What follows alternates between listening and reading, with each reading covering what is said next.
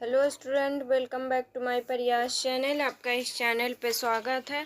हम लोग पढ़ रहे थे स्टूडेंट बिहार एसटीईटी का प्रीवियस ईयर क्वेश्चन, जिसमें सब्जेक्ट था art and teaching.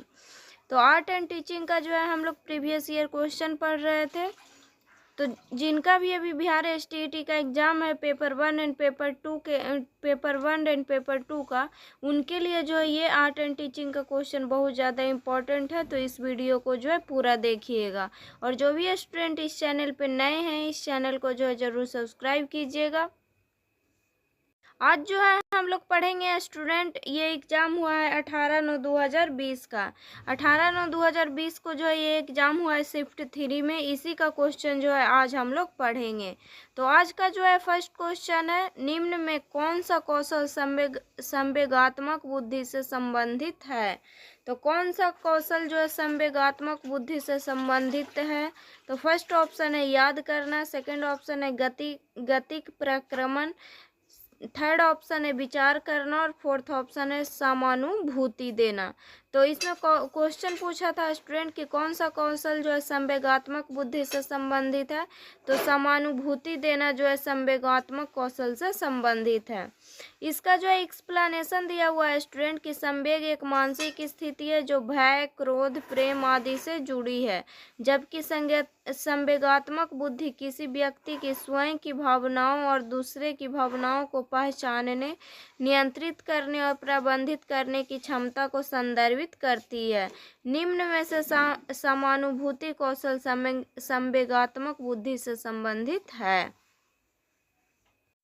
Next question है क्वेश्चन नंबर 2, पाठ्य योजना का पंचपदीय प्रणाली किसने प्रतिपादित किया। तो पाठ्य योजना का पंचपदीय प्रणाली जो है किसने प्रतिपादित किया। तो ये किए थे हार्वर्ड ने। कौन किए थे? हार्वर्ड ने किए थे। इसका जो है एक्सप्लेनेशन दिया हुआ है स्टूडेंट की पाठ्य योजना की पंचपदीय प्रणाली की शुरुआत जर्मन मनोवैज्ञानिक जे फ्रेडरिक हार्वर्ड ने की थी। पाठ्य योजना की उनकी 5 चरण प्रणाली में तैयारी, प्रस्तुति, जुड़ाव, सामान्यीकरण और अनुप्रयोग सहित 5 अलग अलग चरण शामिल है इसमें। नेक्स्ट क्वेश्चन है क्वेश्चन नंबर 3, प्रोजेक्ट एक स्वोद्देश्य क्रिया है जिसको पूर्ण संलग्नता के साथ सामाजिक वातावरण में किया जाता है। यह कथन किसका है। तो प्रोजेक्ट जो है एक स्वोद्देश्य क्रिया है जिसको पूर्ण संलग्नता के साथ सामाजिक वातावरण में किया जाता है। यह कथन किसका है। तो यह कथन जो है किसका है। तो किलपैट्रिक का है। किसका है? किलपैट्रिक का है। नेक्स्ट क्वेश्चन है स्टूडेंट क्वेश्चन नंबर 4, पर्यतन एवं भूल विधि का प्रयोग किस मनोवैज्ञानिक ने किया। तो पर्यतन एवं भूल विधि का प्रयोग जो है किस वैज्ञानिक ने किया। तो ये किए थे थॉर्नडाइक ने। कौन किए थे? थॉर्नडाइक ने किए थे। इसका जो है एक्सप्लेनेशन दिया हुआ है स्टूडेंट की पर्यतन एवं भूल या त्रुटि का सिद्धांत एडवर्ड थॉर्नडाइक द्वारा प्रतिपादित किया गया था। वह अधिगम के सिद्धांत पर अपने उस कार्य के लिए प्रसिद्ध है जो व्यवहारवाद के साथ क्रिया प्रसूत अनुबंधन के विकास की ओर ले जाता है। थॉर्नडाइक का मानना है कि अधिगम उद्दीपन और अनुक्रिया के बीच संबंध का क्या है। तो परिणाम है। क्वेश्चन नंबर 5, नई शिक्षा नीति 1986 का सर्वाधिक महत्वपूर्ण पक्ष है। तो नई शिक्षा नीति 1986 का सर्वाधिक महत्वपूर्ण पक्ष जो है क्या है। तो इसका जो है सर्वाधिक महत्वपूर्ण पक्ष है समाज के सभी वर्गों के लिए शिक्षा के समान अवसर। तो इसका आंसर हो जाएगा ऑप्शन नंबर ए। इसका जो है एक्सप्लेनेशन दिया हुआ है स्टूडेंट की नई शिक्षा नीति 1986 का सर्वाधिक महत्वपूर्ण पक्ष समाज के सभी वर्गों के लिए शिक्षा के समान अवसर है। इस नीति का उद्देश्य असमानताओं को दूर करने, विशेष रूप से भारतीय महिलाओं, अनुसूचित जनजातियों और अनुसूचित जाति समुदायों के लिए शैक्षिक अवसर की बराबरी करने पर विशेष जोर देना था। क्वेश्चन नंबर 6, छात्रों की विषयगत योग्यता की भली भांति जाना जा सकता है। तो छात्रों की विषयगत योग्यता को भली भांति जाना जा सकता है तो विचार विमर्श से। किससे जाना जा सकता है। तो विचार विमर्श से जाना जा सकता है। तो इसका आंसर हो जाएगा ऑप्शन नंबर सी।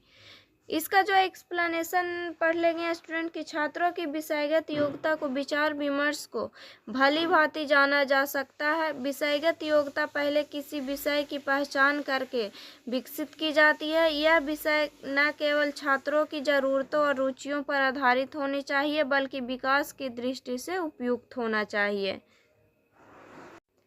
क्वेश्चन नंबर 7, एक अच्छे शिक्षक को शिक्षण विधियों का ज्ञान अवश्य होना चाहिए क्योंकि। तो एक अच्छे शिक्षक को शिक्षण विधियों का ज्ञान अवश्य होना चाहिए क्योंकि जो है इससे शिक्षक अधिक क्या होता है तो प्रभावशाली हो जाता है। तो सॉरी स्टूडेंट, इससे जो है क्या होता है, इससे शिक्षण जो है क्या होता है अधिक प्रभावशाली हो जाता है। तो इसका आंसर हो जाएगा ऑप्शन नंबर ए। इसका नेक्स्ट क्वेश्चन है स्टूडेंट क्वेश्चन नंबर 9, शैक्षिक संस्थानों की पाठ्य चर्चा निम्न में से किन पर आधारित होनी चाहिए। तो फर्स्ट ऑप्शन दिया हुआ है सिद्धांत, सेकंड ऑप्शन है व्यवहार, थर्ड ऑप्शन है सिद्धांत एवं व्यवहार दोनों, और फोर्थ ऑप्शन है सिद्धांत व्यवहार और शोध। तो इसका जो आंसर हो जाएगा स्टूडेंट वो होगा सिद्धांत व्यवहार और शोध। तो आंसर होगा ऑप्शन नंबर डी। इसका जो एक्सप्लेनेशन दिया हुआ है स्टूडेंट कि शैक्षिक सिद्धांत पाठ्य चर्चा के डिजाइन में महत्वपूर्ण है क्योंकि वे हमें शिक्षण के तरीकों का मूल्यांकन और सुधार करने में सक्षम बनाते हैं। शैक्षिक संस्थानों की पाठ्य चर्चा सिद्धांत व्यवहार और शोध पर आधारित होनी चाहिए। नेक्स्ट क्वेश्चन है क्वेश्चन नंबर 10, आपको कक्षा के कुछ छात्र असाधारण उज्ज्वल हैं, आप उन्हें सिखाएंगे। तो उन्हें जो है क्या सिखाएंगे, तो उन्हें जो है समृद्ध कार्यक्रमों का उपयोग करें। तो इसका आंसर हो जाएगा ऑप्शन नंबर सी। इसका जो एक्सप्लेनेशन दिया हुआ है स्टूडेंट कि हर छात्र मनोवैज्ञानिक पहलुओं जैसे बुद्धि व्यक्तित्व आदि पर दूसरों से अलग होता है। असाधारण उज्ज्वल छात्रों के अतिरिक्त मार्गदर्शन उन्हें बोर नहीं होने देगा और उन्हें ज्ञान के निर्माण में व्यस्त रखेगा। आपके कक्षा के कुछ छात्र असाधारण उज्ज्वल हैं और आप उन्हें समृद्ध कार्यक्रम का उपयोग करना सिखाएंगे। नेक्स्ट क्वेश्चन है स्टूडेंट क्वेश्चन नंबर 11, NCF 2005 के अनुसार शिक्षक की भूमिका निभानी होगी। तो NCF 2005 के अनुसार शिक्षक की भूमिका जो है निभानी होगी सुगमकर्ता। किसके, तो सुगमकर्ता। तो NCF 2005 के अनुसार शिक्षक ज्ञान का स्रोत नहीं बल्कि एक ऐसा सुगमकर्ता है जो बालक के शैक्षिक जीवन में आने वाली समस्याओं का निदान करता है। NCF 2025 के अनुसार एक शिक्षक की भूमिका सुविधादाता या सुगमकर्ता होनी चाहिए। नेक्स्ट क्वेश्चन है स्टूडेंट क्वेश्चन नंबर 12, शिक्षक मुख्य रूप से निम्न में से किस विधि द्वारा विद्यार्थियों के समूह व्यवहार का अध्ययन करता है। तो ये जो है अवलोकन विधि द्वारा जो है विद्यार्थियों के समूह का व्यवहार का अध्ययन करता है। तो इसका आंसर हो जाएगा ऑप्शन नंबर डी। इसका जो एक्सप्लेनेशन दिया हुआ है स्टूडेंट कि शिक्षक मुख्य रूप से अवलोकन विधि द्वारा विद्यार्थियों के समूह व्यवहार का अध्ययन करता है। अवलोकन एक प्रयोगात्मक और अनुभवजन्य अध्ययन पद्धति है जिसके द्वारा सामूहिक और विशिष्ट व्यवहार दोनों का अध्ययन किया जा सकता है। नेक्स्ट क्वेश्चन है स्टूडेंट क्वेश्चन नंबर 13, एक शिक्षक द्वारा छात्रों की गुणवत्ता का मूल्यांकन करने के लिए उपयोग किए जाने वाले स्कोरिंग गाइड को कहा जाता है। तो स्कोरिंग गाइड को क्या कहा जाता है, तो रूब्रिक्स कहा जाता है। क्या कहा जाता है, रूब्रिक्स कहा जाता है। तो इसका जो एक्सप्लेनेशन दिया हुआ है स्टूडेंट कि एक शिक्षक द्वारा छात्रों की गुणवत्ता का मूल्यांकन करने के लिए उपयोग किए जाने वाले स्कोरिंग गाइड को रूब्रिक्स कहा जाता है। रूब्रिक एक स्कोरिंग गाइड है जिसका उपयोग प्रदर्शन, उत्पाद या परियोजना के मूल्यांकन के लिए किया जाता है। रूब्रिक सुनिश्चित करते हैं कि स्कोरिंग सटीक, निष्पक्ष या सुसंगत हो। नेक्स्ट क्वेश्चन है क्वेश्चन नंबर 14, एक माध्यमिक विद्यालय की अध्यापिका वास्तव में विद्यार्थियों की सहायता करती है यदि वह है। तो एक माध्यमिक विद्यालय की अध्यापिका वास्तव में विद्यार्थियों की सहायता करती है यदि वह विद्यार्थियों को प्रश्न पूछने के लिए क्या करती है, प्रोत्साहित करती है। तो इसका आंसर हो जाएगा option number D. Next question है स्टूडेंट क्वेश्चन नंबर 15, बच्चों को मौखिक या अमौखिक रूप से सजा देने से जो परिणाम सामने होगा। तो बच्चों को मौखिक या अमौखिक रूप से सजा देने से जो परिणाम जो है सामने होगा, उनके स्व अवधारणा में नुकसान पहुंचेगा। तो इसका आंसर हो जाएगा ऑप्शन नंबर डी।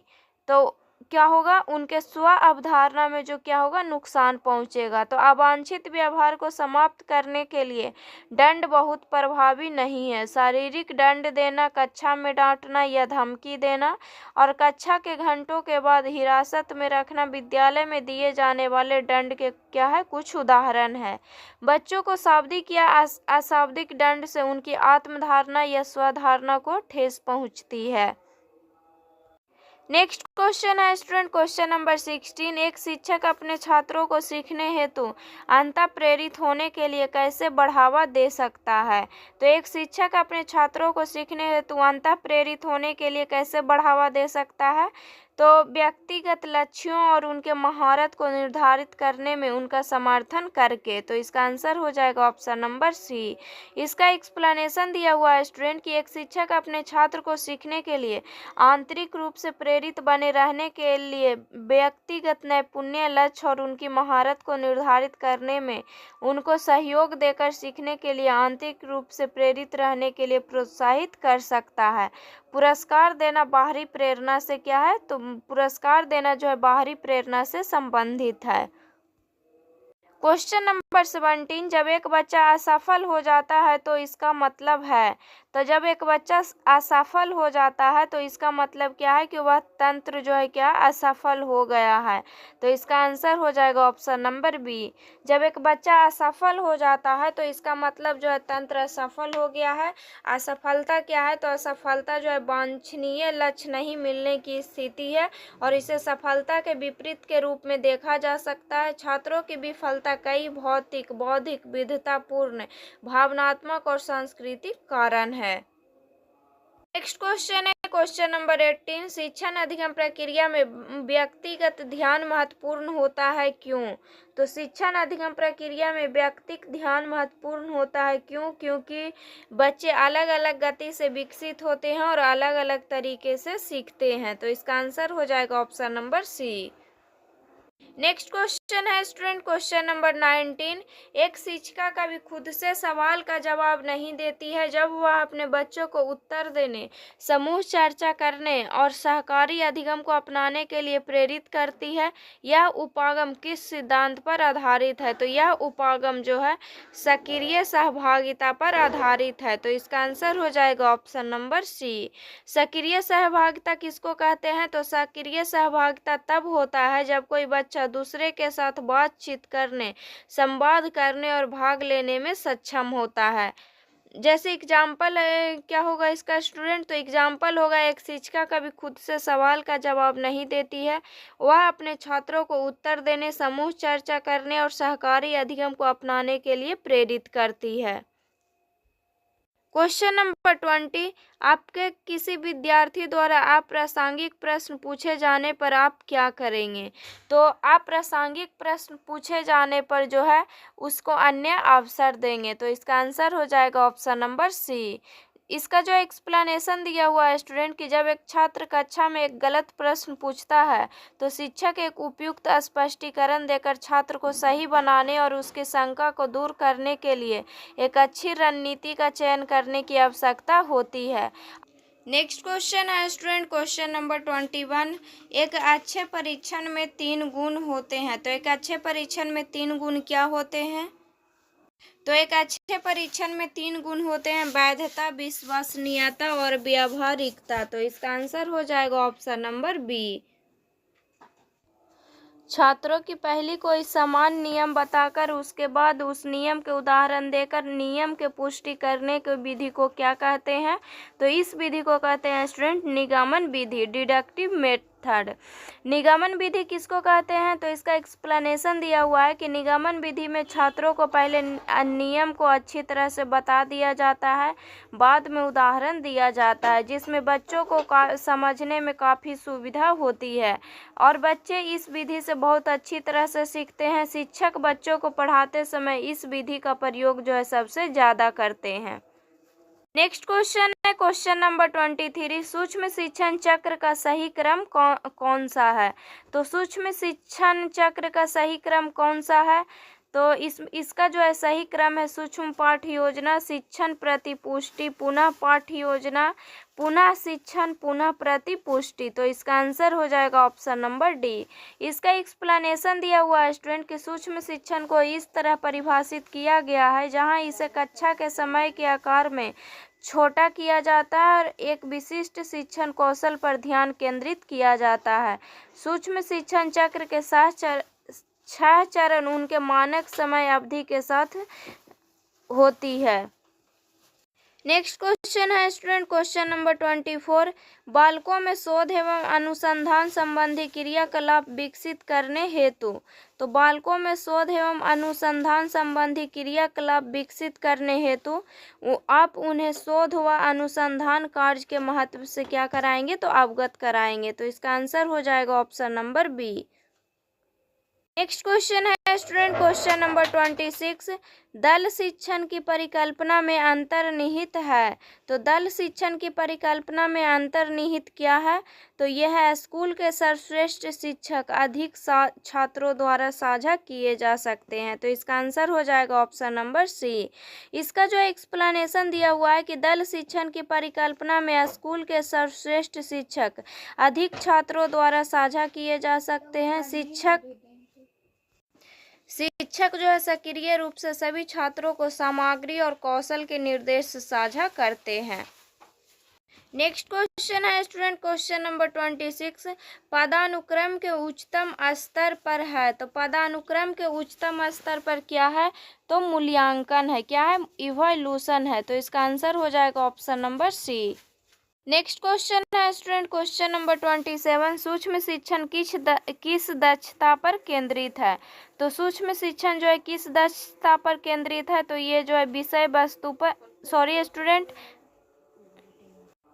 तो सूक्ष्म शिक्षण जो है किस दक्षता पर केंद्रित है, तो कौशल पर केंद्रित है। तो इसका आंसर हो जाएगा ऑप्शन नंबर बी। सूक्ष्म शिक्षण विशिष्ट शिक्षण कौशल के विकास के लिए प्रशिक्षण पर केंद्रित है। शिक्षण के दौरान एक कौशल का अभ्यास किया जाता है और निपुणता स्तर तक लाया जाता है। इन शिक्षण गतिविधियों की सफलता शिक्षण कला बन जाती है। नेक्स्ट क्वेश्चन है क्वेश्चन नंबर 28, शिक्षण विधि जिसमें शिक्षक विशिष्ट से सामान्य की ओर जाते हैं। तो उसको क्या कहते हैं, तो उसको जो है क्या कहते हैं, आगमन विधि, इंडक्टिव मेथड। तो इसका आंसर हो जाएगा option number A. Next question है स्टूडेंट क्वेश्चन नंबर 29, अभिवृत्ति, मूल्य और अभिरुचि किस अधिगम अनुक्षेत्र द्वारा परिलक्षित होते हैं। तो अभिवृत्ति, मूल्य और अभिरुचि जो है ये जो है भावनात्मक अधिगम अनुक्षेत्र द्वारा जो है परिलक्षित होते हैं। तो इसका आंसर हो जाएगा ऑप्शन नंबर बी। इसका जो है एक्सप्लेनेशन दिया हुआ है स्टूडेंट कि भावात्मक डोमेन शिक्षार्थियों के दृष्टिकोण, अभिवृत्ति, मूल्यों, अभिरुचियों और प्रशंसा के अनुक्षेत्र द्वारा परिलक्षित होते हैं। शिक्षक पाठ्य योजनाओं को योजना बनाने, व्याख्यान और गतिविधियां देने और छात्रों को सीखने का आकलन करने में प्रभावशाली डोमेन पर विचार करके अपनी प्रभावशीलता बढ़ा सकते हैं। नेक्स्ट क्वेश्चन है स्टूडेंट क्वेश्चन नंबर 30, निम्न में शिक्षण का कौन सा स्तर अनुशंसित नहीं है। तो निम्न में शिक्षण का कौन सा स्तर जो है अनुशंसित नहीं है, तो विभेदन स्तर जो है अनुशंसित नहीं है। तो इसका आंसर हो जाएगा option number D. Next question है क्वेश्चन नंबर 31, निम्न में कौन सा प्रभावी शिक्षण में मुख्य व्यवहार है। तो निम्न में कौन सा जो है प्रभावी शिक्षण में मुख्य व्यवहार है, तो अनुदेशन विविधता जो है प्रभावी शिक्षण में जो है मुख्य व्यवहार है। तो इसका आंसर होगा ऑप्शन नंबर डी। इसका जो है एक्सप्लेनेशन दिया हुआ है स्टूडेंट की अनुदेशन विविधता प्रभावी शिक्षण में मुख्य व्यवहार है। जब छात्रों को विभिन्न प्रकार की अनुदेशात्मक रणनीतियों से अवगत कराया जाता है तो यह उनके सीखने के तरीके का दायरा बढ़ाता है, अनिवार्य रूप से उन्हें नई जानकारी को संसाधित करने और सीखने के कई नई तरीके प्रदान करता है। नेक्स्ट क्वेश्चन है क्वेश्चन नंबर 32, एक अच्छा शिक्षक होना चाहिए। तो एक अच्छा शिक्षक जो है संसाधन पूर्ण और सहभागी होना चाहिए। तो इसका आंसर हो जाएगा option number B. Next question है स्टूडेंट, क्वेश्चन नंबर 33, शिक्षण पेशे का उन्नयन तभी हो सकता है जब, तो शिक्षण पेशे का उन्नयन तभी हो सकता है जब शिक्षक स्वयं नए प्रयोग करें और नई विधियां निकालें। तो इसका आंसर होगा ऑप्शन नंबर सी।